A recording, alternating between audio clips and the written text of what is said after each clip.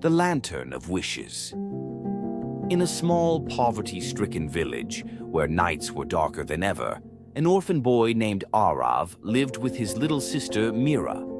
Their home was a fragile hut, and their only source of light was a small lantern that flickered with hope each night. Arav worked tirelessly during the day to provide for his sister. One cold evening, as Arav walked back home with just a loaf of bread, he saw an old man sitting by the roadside.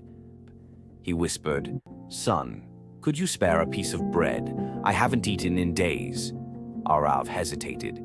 He had only one loaf for his sister and himself. But looking at the man's frail figure, his heart melted, and he gave the man half the loaf. Grateful, the old man smiled and handed Arav a strange golden lantern. "This is no ordinary lantern," he said. "Make a wish when the flame is lit, and it may just come true." Arav didn't believe him, but accepted the gift out of kindness.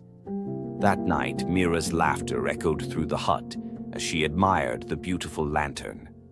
Later that night, as Arav stared at the lantern's gentle glow, he whispered, "I wish this village had enough light for everyone, so no one has to live in the dark anymore." He smiled at his silly wish and drifted off to sleep. The next morning, Arav awoke to find the entire village bustling with excitement. Solar lamps and lanterns had mysteriously appeared outside every home. People whispered about how their darkest nights were finally over. Tears welled up in Arav's eyes as he realized his wish had come true.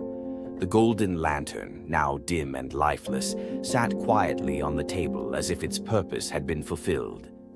As the village celebrated, Arav remembered the old man's words and his act of kindness. The lantern wasn't just magical, it was a reminder that even the smallest acts of generosity can spark miracles. Arav and Mira smiled, knowing that hope and kindness could light up even the darkest corners of the world.